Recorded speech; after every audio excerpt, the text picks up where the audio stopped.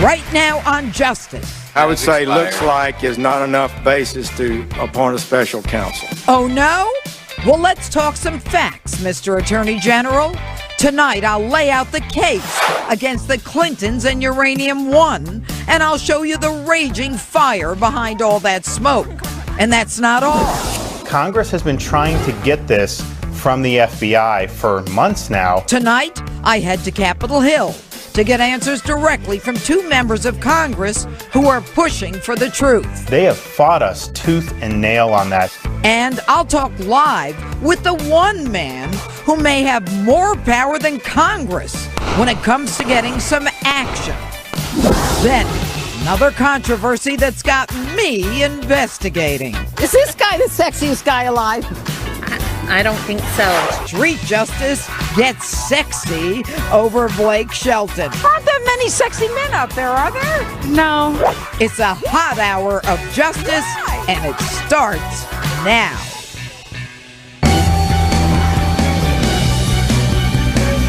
Hello and welcome to Justice. I'm Jeanine Pirro. Thanks for being with us tonight.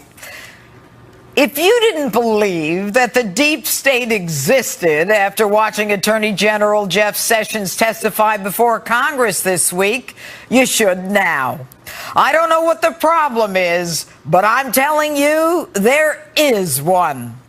When Russia sells 20% of America's uranium, when the Clinton Foundation gets $145 million, when Bill gets a $500,000 speaking fee from the Kremlin-connected company financing the deal, when Buddy Barack allows Bill to meet with the head of the Russian Nuclear Energy Commission, and the Obama administration's Committee on Foreign Investment approves the sale, tone deaf to the concerns of Republican national security experts. No surprise, 7 of the 9 CFIUS members who approved the sale are connected to the Clinton Foundation. There's a problem, folks, and that problem needs to be investigated. So what's the problem?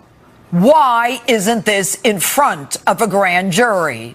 Why no special counsel? Why is it so difficult for Jeff Sessions to answer a straight question?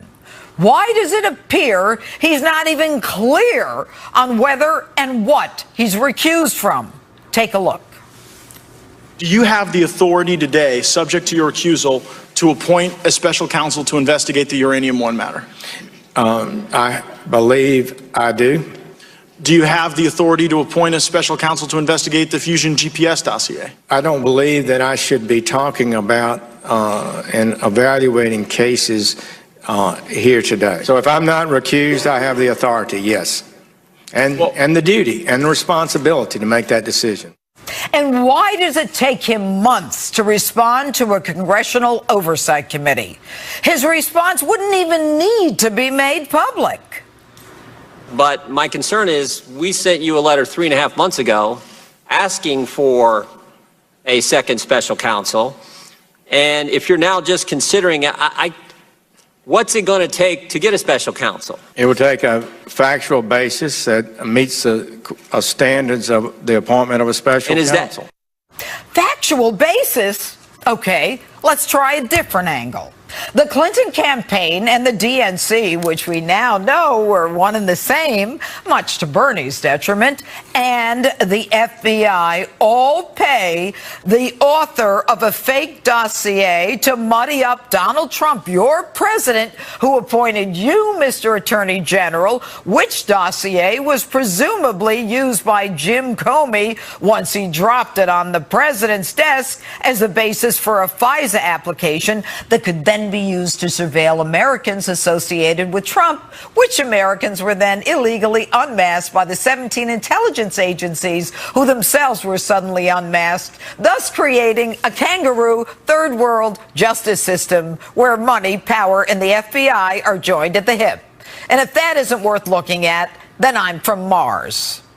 And if you did watch that hearing, did you even get a straight answer from the Attorney General? Does he even know the parameters of his own recusal? So how and when are we going to get answers? We already know it takes years for Congress to get responses. Predictions are that the release of Hillary's State Department and Benghazi emails won't be completed until 2020. Now, that's no way to run a government, but it's a real way to hide the truth, or at least cut the guilty a break. It's no wonder the Congress's approval rating is 15%, its disapproval 74%. So what needs to be done? In a few minutes, you'll hear from two congressmen determined to get answers. They believe they can successfully and in a timely fashion investigate and get answers. They will subpoena witnesses, bring people in to do depositions, ask for documents, do public hearings. But it must be on a timely schedule. None of this. Ask for a document, wait 3 months, not get the document. 6 months later, consider a subpoena. Wait until the subpoena comes or doesn't come. Basically, running out the scandal clock. The congressional committees need to be supported by leadership, congressional leadership. That means Paul Ryan, Kevin McCarthy, Mitch McConnell. They need to buck up, take responsibility, and get everyone on board. Leadership needs to be in full agreement with committee members, willing to go the distance, willing to go wherever that evidence takes them. And as for the witness who brought Russia's corrupt efforts to pay off whomever they needed to access the United States uranium to the FBI and was then gagged so he couldn't spill the beans on the Clintons, well, he's now going to talk to Congress. There's already an effort to discredit him, which I find rather amusing, given the fact that this businessman was the key witness for the Department of Justice and the FBI, and the left that's attacking him hasn't even heard from him. I don't believe the left can even handle the truth.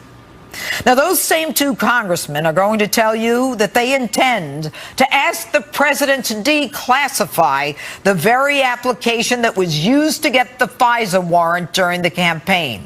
This will tell us whether the dossier created by Hillary and the DNC, and we believe paid for by the FBI as well, is part of the fake FISA application that created the surveillance of Donald Trump and those people connected to the campaign. So to those who say another special counsel serves no purpose, this must stop, I say baloney. I say law and order and truth and justice are the very foundations of this republic. And I am tired of the powerful and the Clintons being above the law that each and every one of us must follow. But Hillary says this appears to be the politicization of the Justice Department and our justice system. This Uranium One story has been debunked countless times by members of the press, by independent experts. It is nothing but a false charge. This is such an abuse of power, and it goes right at the rule of law. Pray tell, Hillary, first of all, who's debunked it? The truth? Hillary is from the school of lie, deny, and delay. She and the Obama administration have thwarted Congress at every turn. Investigations are drawn out for so long that America's collective memory fades to the point where no one really cares anymore, which is just what the plan was in the first place. Look, I was a judge. It's real simple. If someone is subpoenaed and there's no response, you hold that person in contempt. You take a look at the facts, you prosecute, and if justified, you put them in jail. We have a system of laws that we, as an ordered society, have agreed to adopt, follow, and enforce. And even though I'm not on the bench anymore, and even though I'm not the DA anymore, I am going to continue to fight to get honest answers. I don't like when people lie, and I don't like when people try to take advantage of others. Now, I'm going to tell you, my audience, I've gotten some major pushback from people, but I'm still a believer. I still believe in truth and justice.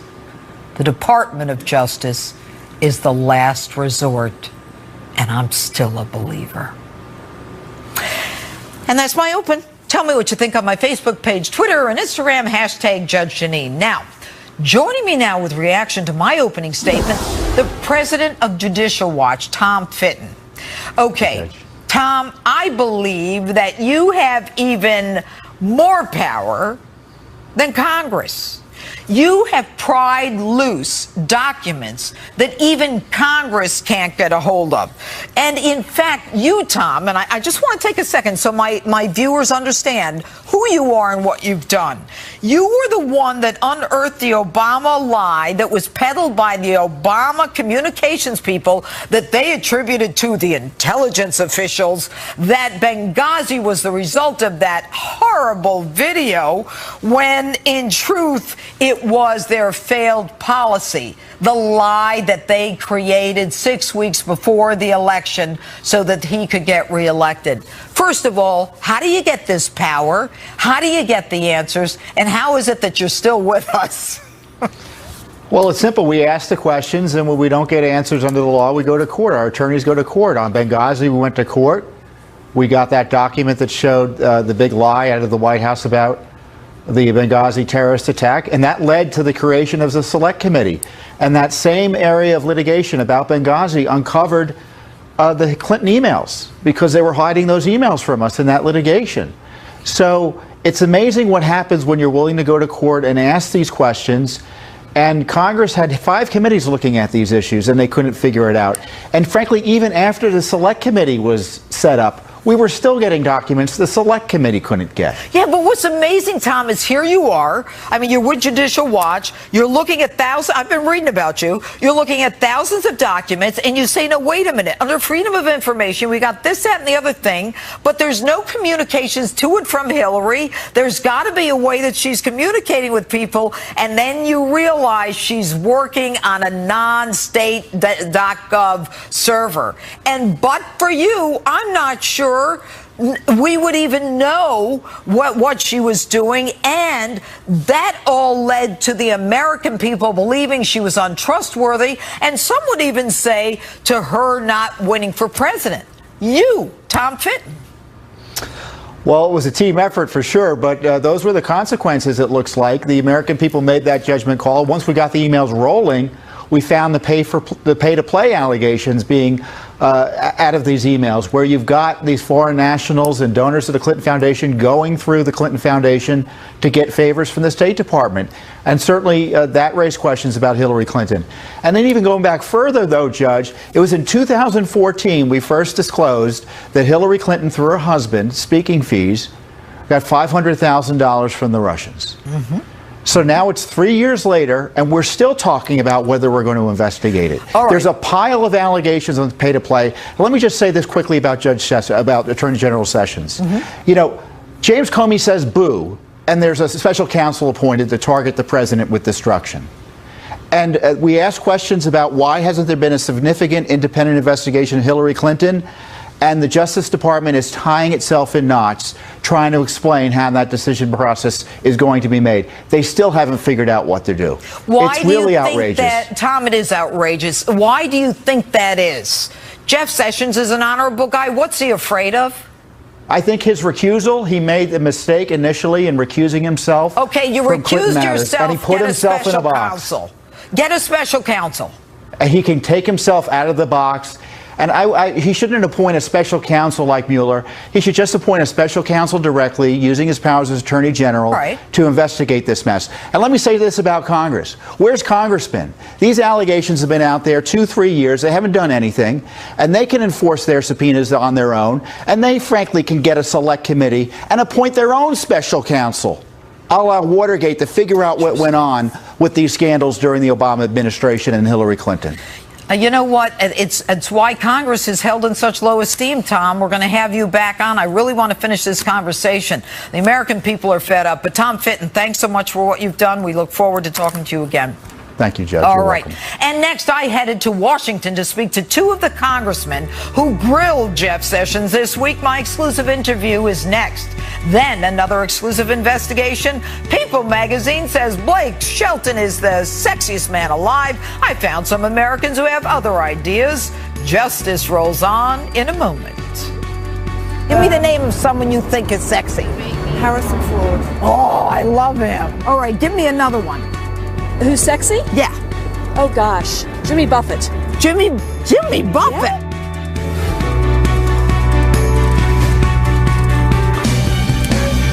This week, I sat down with two members of the House Judiciary Committee who grilled Attorney General Jeff Sessions on the Hill, Congressman Jim Jordan and Congressman Ron DeSantis. They divulged some very interesting details about what's next in both the dossier investigation and the Uranium One probe and what the president needs to do. Take a look. Thanks for being with us. I'll start with you, Congressman. Jordan asked you some very general question. Did you get answers to the questions that you asked the Congress, asked the Attorney General? No, the very first question I asked him is, did the FBI pay Christopher Steele, the author of the dossier? He said he couldn't answer that and wouldn't answer that. I mean, we have staff. We know who our staff are, and we know if they're on the payroll or not and how much they're getting paid.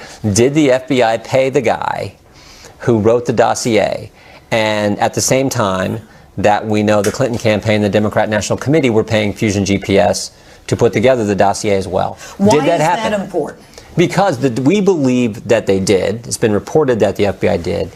More importantly, if the dossier, and I think this is what took place, if the dossier became the basis, if they turned a Oppo Research National Enquirer type report into an intelligence document, took that to a FISA court in front of a federal judge and persuaded him that it was real intelligence, and that became the basis for spying on people associated with the Trump campaign, that is not supposed to happen in this country. It does not work that way. Well, we already know it's big time a problem, Congressman DeSantis, because we have the Clinton campaign, the DNC, sending money to Perkins Coie, who then sends money to Fusion GPS, who then sends money to the person, Christopher Steele. Now, we know there are reports that not only did the FBI pay $50,000 to Steele, but that Steele has provided information and worked with the FBI previously. Now, if this is the basis for the FISA warrant, then what we've got is a kangaroo court, and we've got not just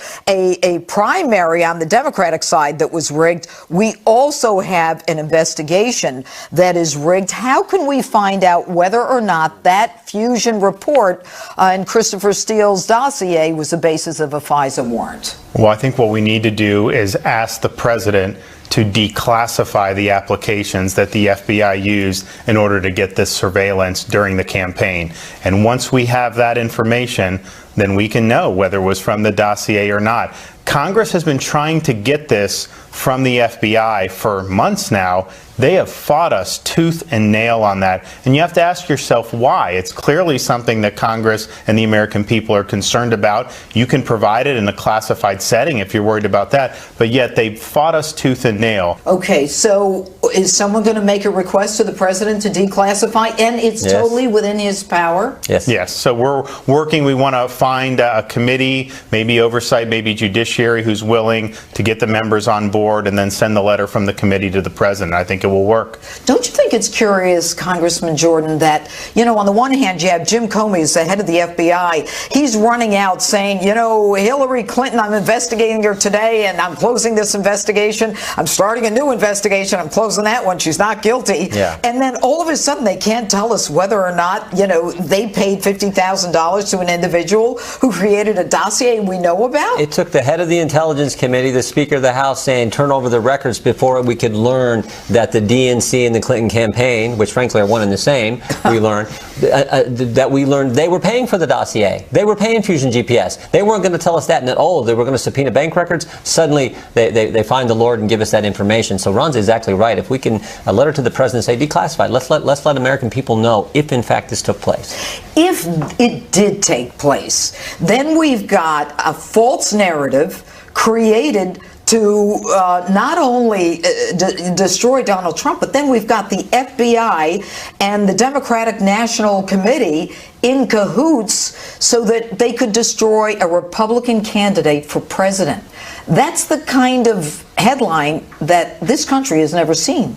And you have to ask yourself, why would the FBI have paid Steele if he was already compiling this for the Democrats? And I think one reason they may have, if they used it for the FISA, is they wanted to provide the FISA court with a cloak of respectability for the information. And Judge, in support of that theory, think about what Comey did on January 6, 2017, when they went to the Trump Tower and met with President-elect Trump, briefed him on an intelligence situation, and then everyone leaves the room and Mr. Comey talks to him about the dossier. That gave the dossier legitimacy as well, because remember, all the press had this document.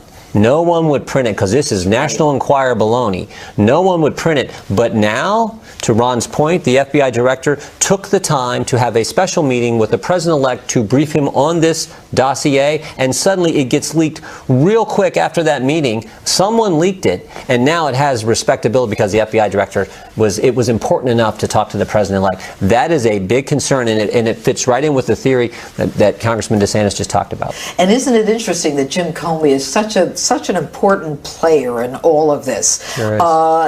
That we know that he has admitted to leaking things to a friend to go to the New York Times to seek a special counsel. And then we find out that the Attorney General has these 27 active investigations into leakers. But let me back up a little bit. After the hearing, and I'll start with you, Congressman DeSantis, did you get a straight answer as to whether or not the Attorney General has recused himself regarding Uranium One?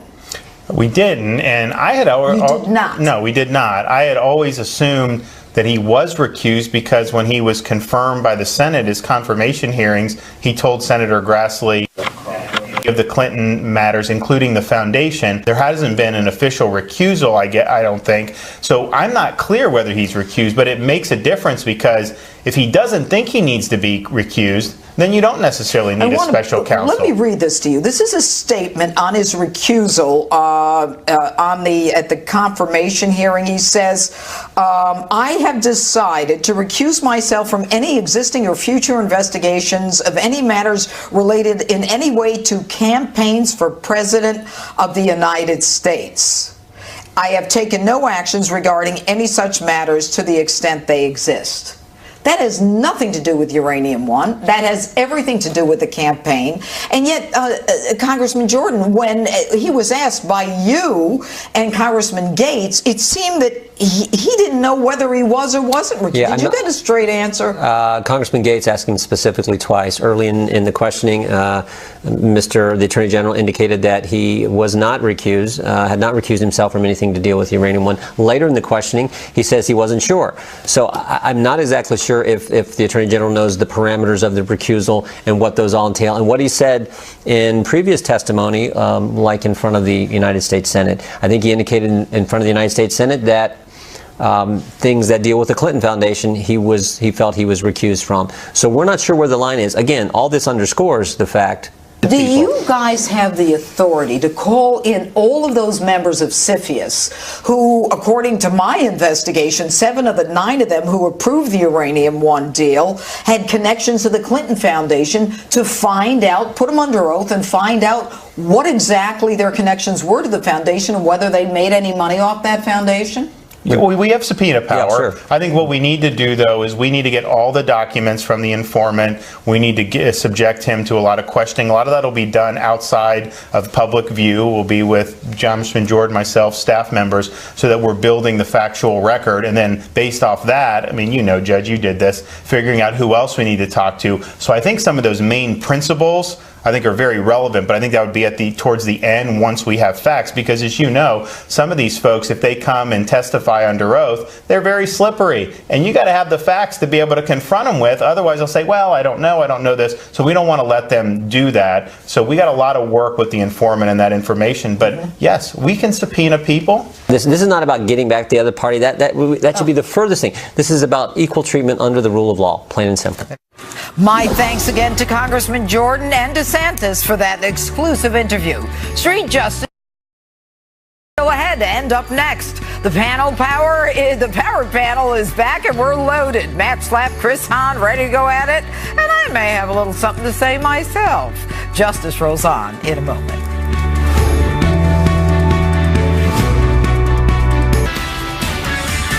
Live from America's News headquarters, I'm Anita Vogel. Jerry Adams is stepping down as leader of Sinn Féin next year. Adams was the public face of the Irish Republican movement as it shifted from war with the UK to peace. He was denounced as a terrorist by some and hailed as a peacemaker by others. Adams was key to the peace process that led to the 1998 Good Friday Agreement and the formation of the power-sharing government in Northern Ireland. A co-founder of Australian hard rock group AC/DC has died. The death of Malcolm Young was announced on the group's official Facebook page. A statement says Young died peacefully with his family by his side. Young co-founded AC/DC with his brother Angus. The group entertained for more than 40 years, selling over 200 million albums. He had suffered with dementia since 2014. Malcolm Young was 64 years old. I'm Anita Vogel. Now back to Justice with Judge Jeanine.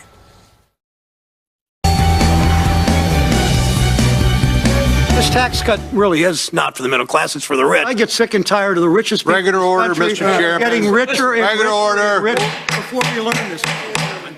Listen, I've honored you by allowing you to spout off here. And what you said was not right. That's all I'm saying. I come from the lower middle class originally. We didn't have anything. So don't spew that stuff on me. I get a little tired of that crap.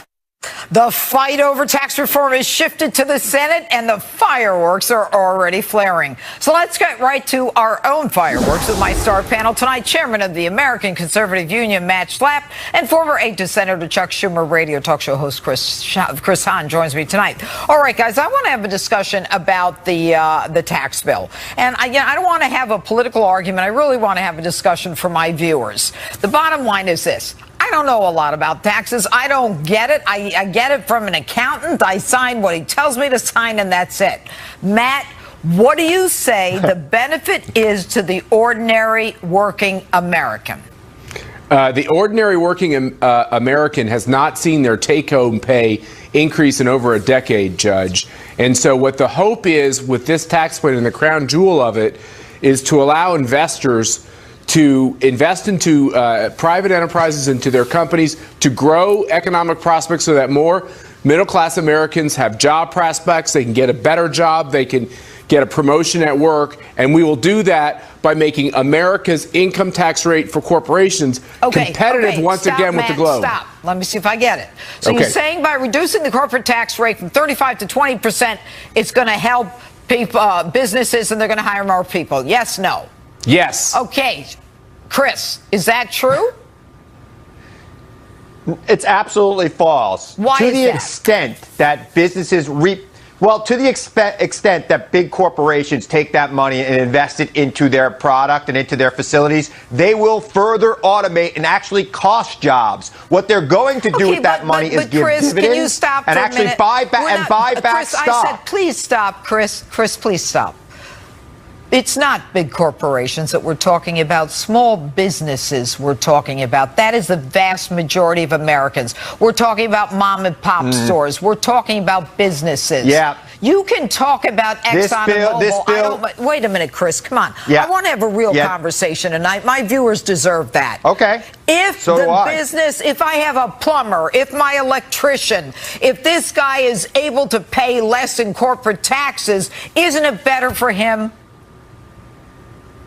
Yes, but this bill doesn't do that for him because most of those people are S-corps, which are pass-throughs right onto their regular personal income taxes, and most of them will see their taxes rise. Calling this a middle-class tax increase is as big a lie as if you like your plan, you can keep your plan. Oh, so this now will be Paul Ryan's Waterloo and Mitch McConnell's Waterloo, and if Donald Trump is not careful, it'll be his Waterloo. Okay, thanks, but you weren't willing to say that. That's why I don't want to be political now. This is about American money. I'm not. All right, Matt, what's your response to that? So look, this is just an obvious thing. Even there's even a lot of Democrats who've been pushing reducing the corporate income tax because America has one of the highest corporate income taxes on the globe. We know. So it's got to go down, but who does it help?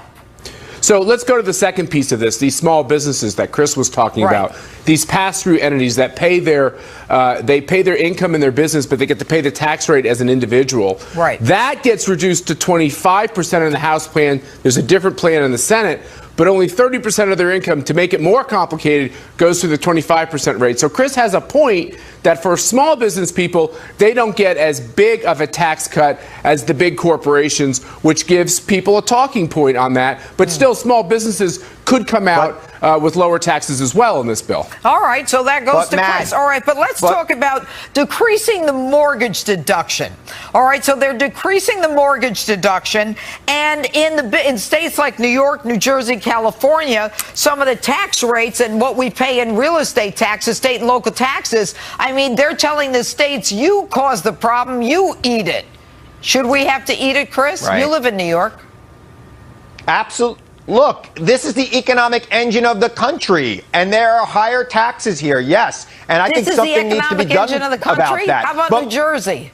But it is. New York, the Northeast is the economic engine of the country. So is California. What's their excuse? There's a lot of economic There's a lot of economic activity in these states, and they send more money to Washington than they get back. And look, if you want to do something about the state and local deduction, you phase it in over 20 years so that they have time to adjust. But doing it this way is going to raise taxes on a lot of small businesses we were just talking about. They're going to lose very popular deductions, and that's not going to be good for working men and women across this country.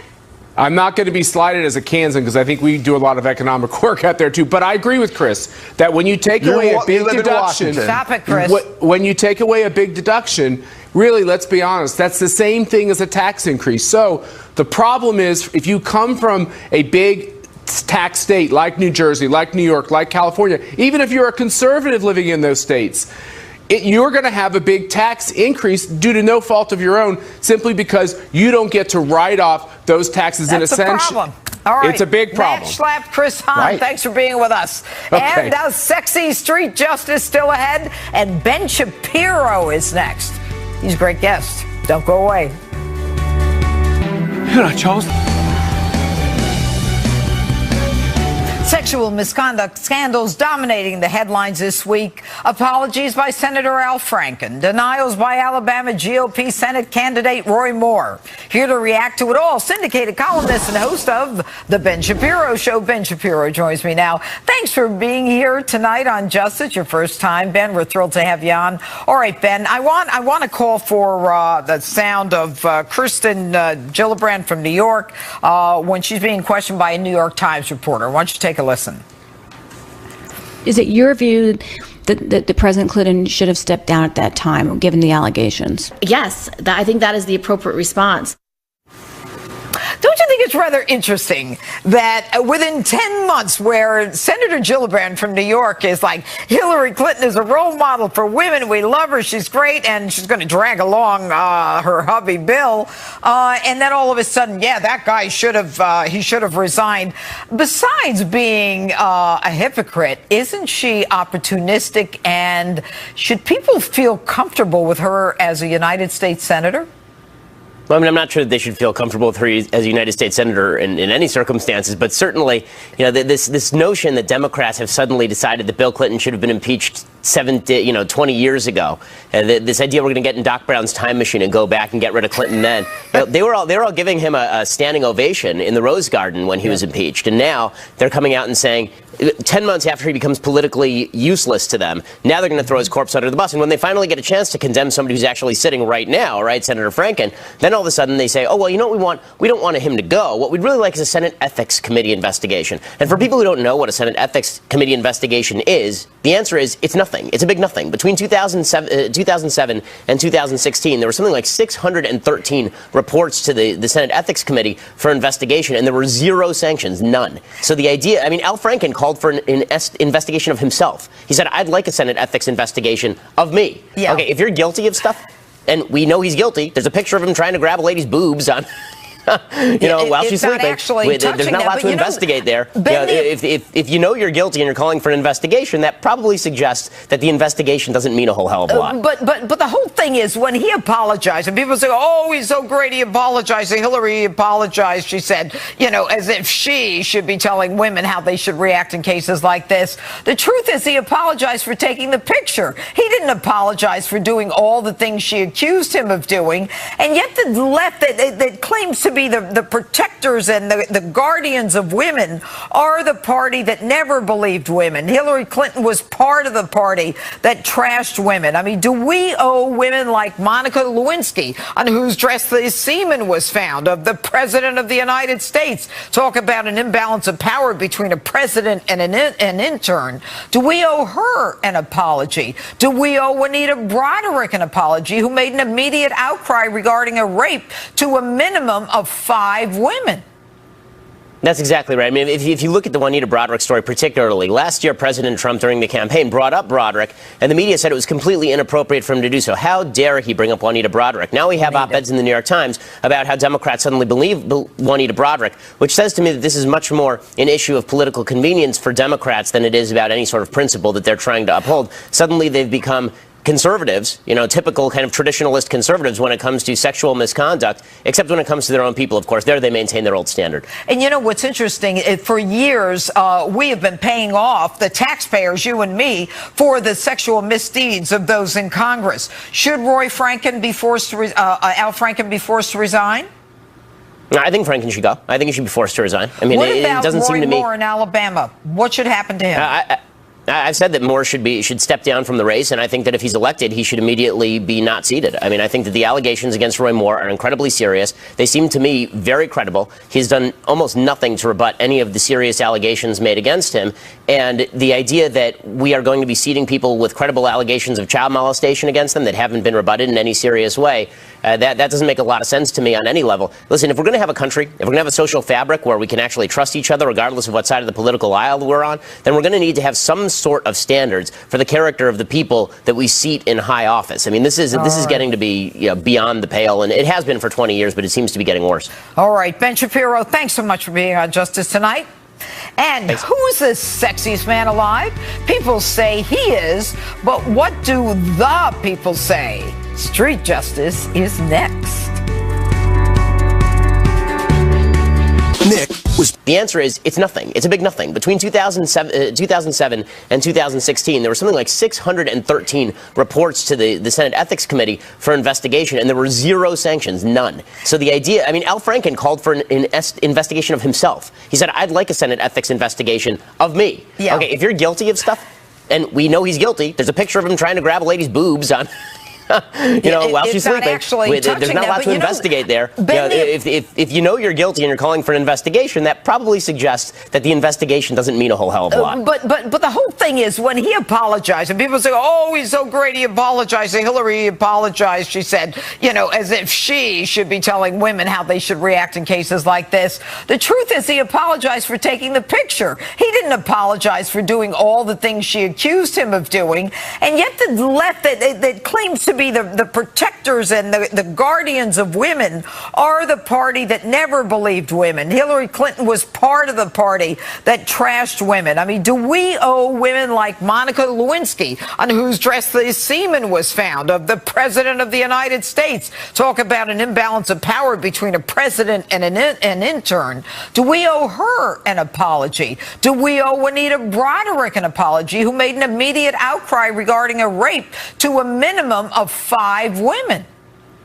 That's exactly right. I mean, if you look at the Juanita Broderick story particularly, last year President Trump during the campaign brought up Broderick, and the media said it was completely inappropriate for him to do so. How dare he bring up Juanita Broderick? Now we have op-eds in the New York Times about how Democrats suddenly believe Juanita Broderick, which says to me that this is much more an issue of political convenience for Democrats than it is about any sort of principle that they're trying to uphold. Suddenly they've become conservatives, typical kind of traditionalist conservatives when it comes to sexual misconduct, except when it comes to their own people, of course. There they maintain their old standard. And what's interesting, for years, we have been paying off, the taxpayers, you and me, for the sexual misdeeds of those in Congress. Should Al Franken be forced to resign? I think Franken should go. I think he should be forced to resign. I mean, what it about doesn't Roy seem to me. Moore in Alabama? What should happen to him? I've said that Moore should step down from the race, and I think that if he's elected, he should immediately be not seated. I mean, I think that the allegations against Roy Moore are incredibly serious. They seem to me very credible. He's done almost nothing to rebut any of the serious allegations made against him. And the idea that we are going to be seating people with credible allegations of child molestation against them that haven't been rebutted in any serious way, that doesn't make a lot of sense to me on any level. Listen, if we're going to have a country, if we're going to have a social fabric where we can actually trust each other regardless of what side of the political aisle we're on, then we're going to need to have some sort of standards for the character of the people that we seat in high office. I mean, this is getting to be beyond the pale, and it has been for 20 years, but it seems to be getting worse. All right, Ben Shapiro, thanks so much for being on Justice Tonight. And who's the sexiest man alive? People say he is, but what do the people say? Street Justice is next.